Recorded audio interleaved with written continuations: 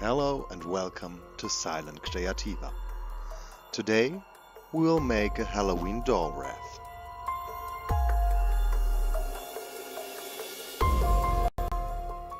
For this project you will need a styrofoam ring, a styrofoam ball, double-sided tape, needles, scissors, fabric hardener, make sure it's usable with styrofoam, acrylic paint, filed broken glass, a strong glue, fabric in white, black and red, a ribbon in black, and optional felt and decorations. Take your styrofoam ball and cut it in two pieces along the middle. Then take your double-sided tape and stick the two pieces onto your ring. This will be the eyeballs. Take some of your white fabric and cover the eyeballs with it.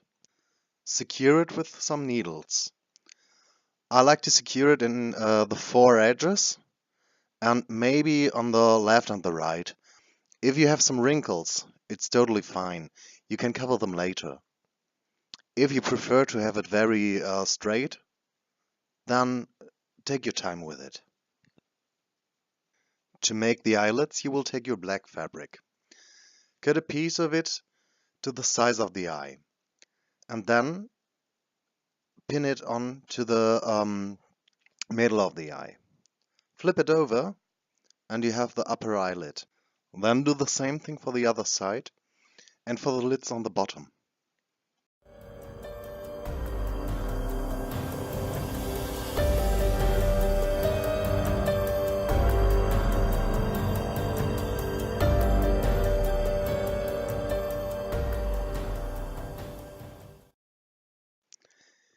In the end, it should look like the mask of an grim-looking superhero.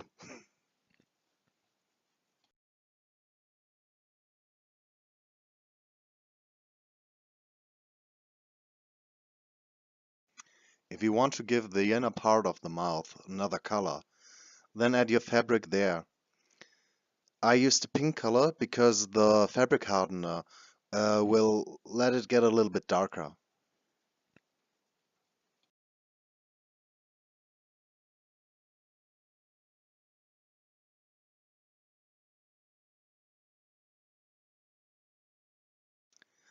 Then, with another piece of black fabric, create the bottom lip in the same way you created the lids. Push needles in and then flip it over to the bottom.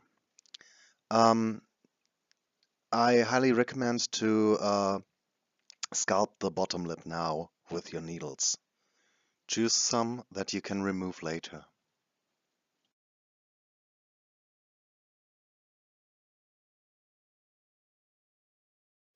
Now you will take a piece of fabric that is as long as you can get it. Secure it at the back with some pins and then push it over the mouth.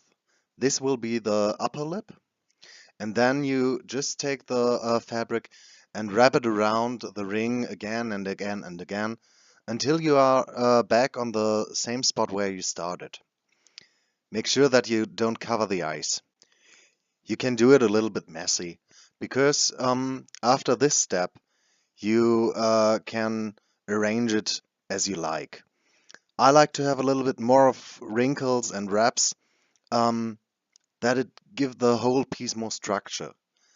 At least you have to decide what's your choice and what you like the most.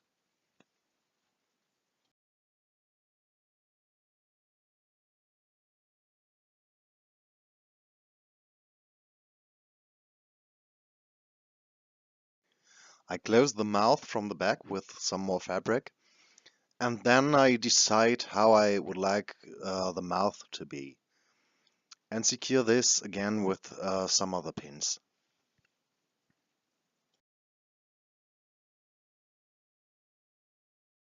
So this one should look a little bit evil or angry. If you would like to give them another emotion, you can totally do this. If your piece should be a little bit more happy or something like that, you have to change the eyes.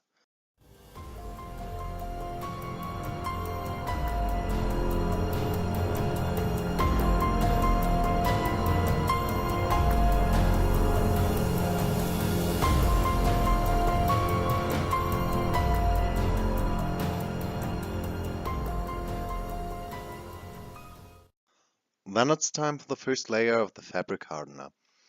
This first layer I normally make a little bit thinner just to secure everything. The second layer that goes on top of it will be very thick.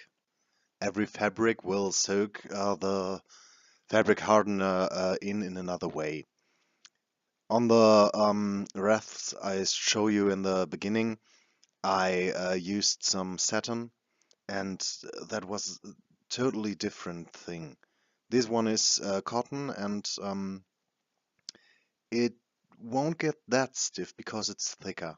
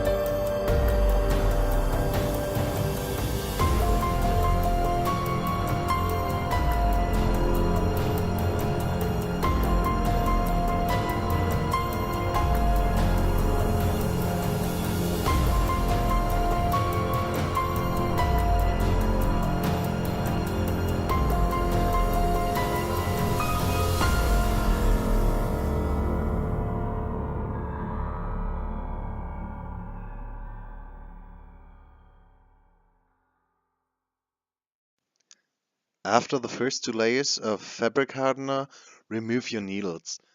They may be a little bit stick in there, so use some pliers.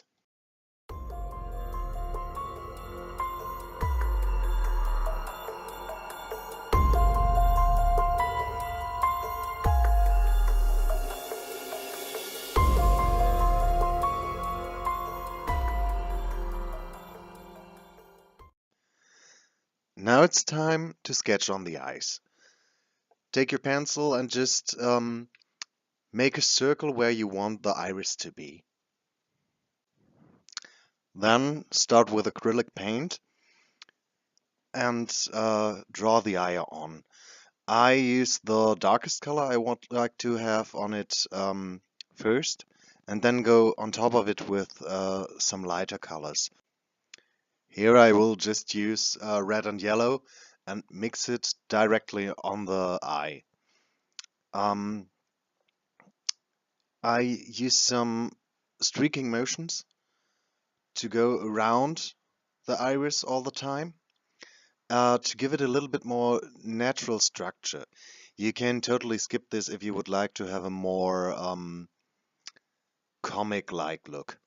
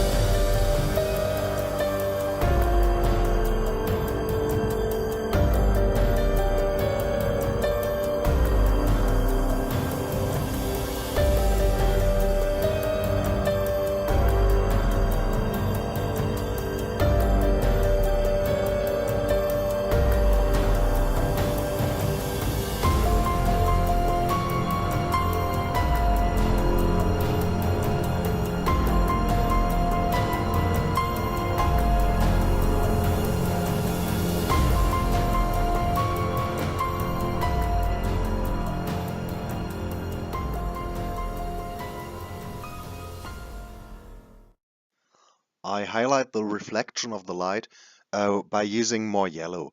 You can totally use white if you would like to have a more cuter look. I again use some streaking motions just to push it there where it is.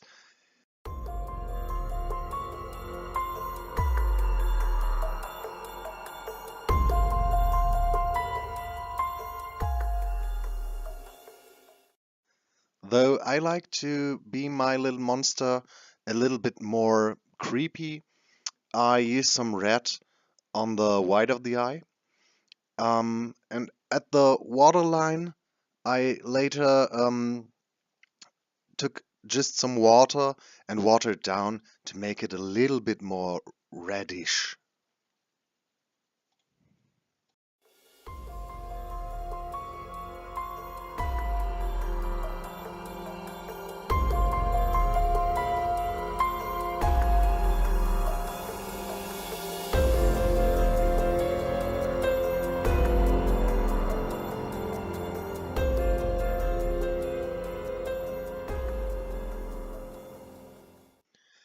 And of course, the last step at the pupils.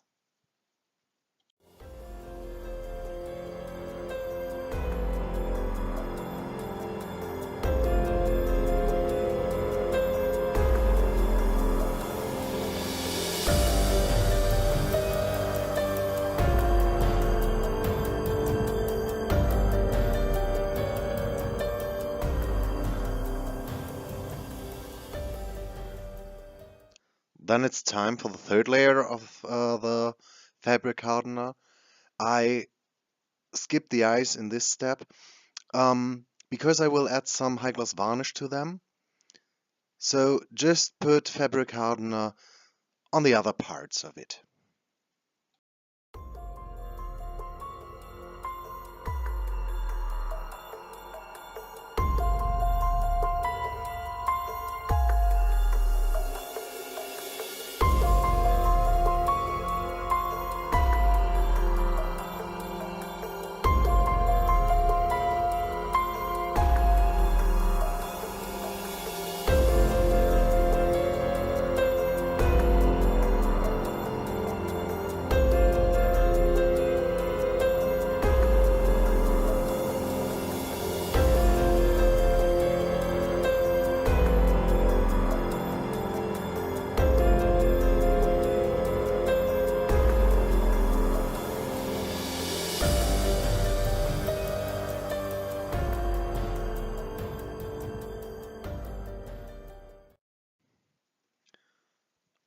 When this is dried, I add a coat of high gloss varnish to the eyes to make them more shiny.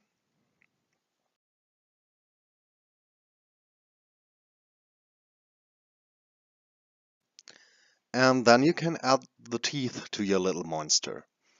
I used a 2-part glue to secure it very well, and I highly recommend to use a very strong glue. The first wreath I made lost its teeth while it was stored away because I just used a simple glue.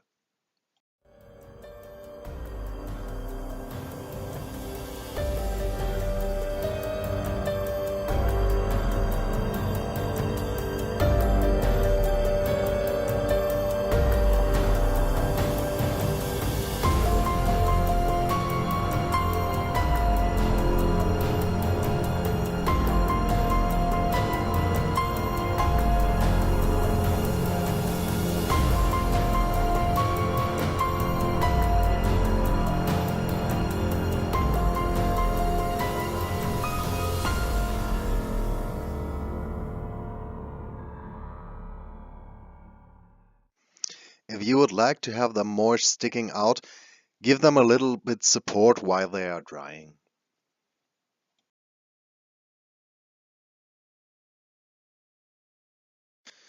So now it's time to pay a little bit attention to his back.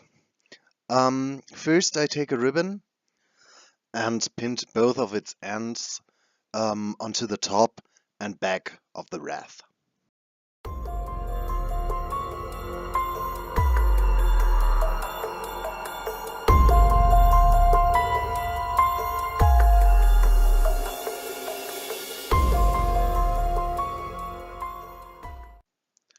And then it's time for some more fabric hardener. I used a lot of it on top of it to secure the ribbon very well, and yeah, then just hardened the back of it. Here I just used one coat because I think it is enough. You can add felt later, but you don't have to if it's wrapped like this.